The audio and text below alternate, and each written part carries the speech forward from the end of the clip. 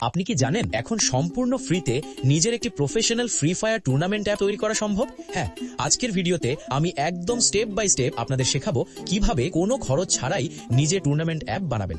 ভিডিওটি সম্পূর্ণ দেখলে আপনারা শুধু অ্যাপ বানানোই শিখবেন না, সাথে পেয়ে যাবেন একদম ফ্রি স্ক্রিপ্ট, ফায়ারবেস অ্যাকাউন্ট তৈরি করা থেকে শুরু করে অ্যাপের সম্পূর্ণ সেটআপ সবকিছুই এই এক ভিডিওতে কভার করা হয়েছে। তাই ভিডিওটি একদমই স্কিপ না করে শেষ পর্যন্ত দেখতে থাকুন। তবে আপনাদের একটা ব্যাড নিউজ জানাই, আমাদের ভিডিও যারা দেখেন তাদের মধ্যে 77% মানুষই এখনো চ্যানেলটি সাবস্ক্রাইব করেননি। তাই যারা এখনো সাবস্ক্রাইব করেননি প্লিজ এখনই চ্যানেলটি সাবস্ক্রাইব করে দিন। আর যে 23% সাবস্ক্রাইব করে আমাদের সাপোর্ট করছেন তাদেরকে জানাই অসংখ্য ধন্যবাদ। তো চলুন আর বেশি কথা না বাড়িয়ে আজকের এই স্পেশাল ভিডিওটি শুরু করা যাক। কাজ শুরু করার প্রথমেই আমাদেরকে যেটা করতে হবে সেটা হলো একদম নতুন একটা ফায়ারবেস প্রজেক্ট তৈরি করে নেওয়া। এর জন্য সিম্পলি আপনারা আপনাদের ফোনের গুগল বা ক্রোম ব্রাউজারে চলে যাবেন। সেখানে গিয়ে জাস্ট ফায়ারবেস লিখে সার্চ করবেন। সার্চ করলেই সবার আগে ফায়ারবেসের অফিসিয়াল ওয়েবসাইটটি আপনাদের সামনে চলে আসবে। ওয়েবসাইটটিতে ঢোকার পর আপনাদেরকে একটা নতুন প্রজেক্ট ক্রিয়েট করে নিতে হবে।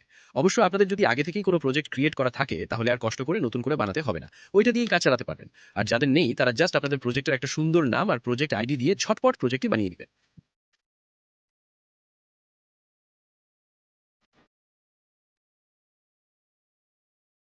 প্রজেক্ট ক্রিয়েট করা হয়ে গেলে একদম উপরের দিকে থাকা মেনু থেকে অথেন্টিকেশন অপশনটিতে একটা ক্লিক করে দেবেন।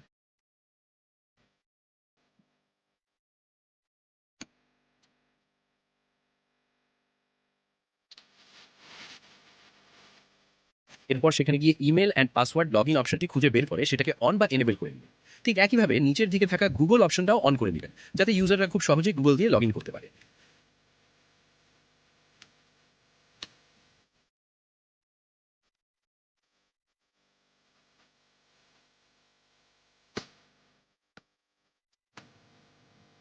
এই কাজটুকু শেষ হওয়ার পর আবার সেই মেনু বারে ক্লিক করে রিয়েল টাইম ডেটাবেস অপশনে চলে যান।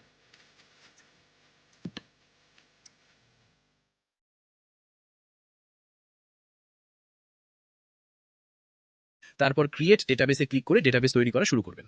এখানে আসলে তেমন কিছুই করার নেই, অপশনগুলো ঠিক যেভাবে আছে সেভাবেই রেখে জাস্ট নেক্সট নেক্সট করে ফিনিশ করে দেবেন।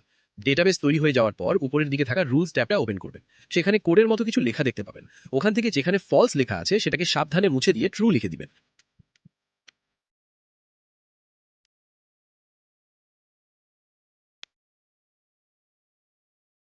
তারপর পাবলিশ বাটনে ক্লিক করে রুলসটি সেভ করে দিবেন।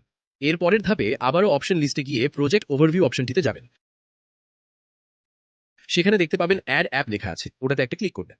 তারপর ওখান থেকে 3 নম্বর অপশন মানে ওয়েব অ্যাপ সিলেক্ট করবেন। এখানে আপনার অ্যাপের নামটা দিয়ে ওয়েব অ্যাপটা ক্রিয়েট করেন।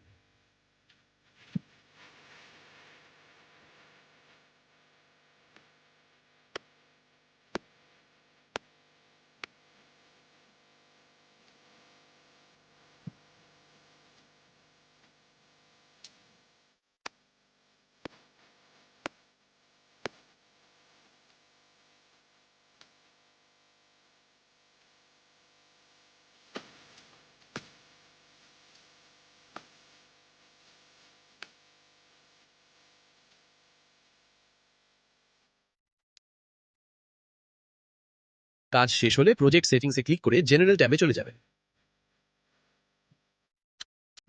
একটু নিচের দিকে স্ক্রল করলেই আপনার ফায়ারবেস কনফিগের কোডগুলো দেখতে পাবেন। সেখান থেকে নির্দিষ্ট কোডটুকু খুব সাবধানে কপি করে নেবেন।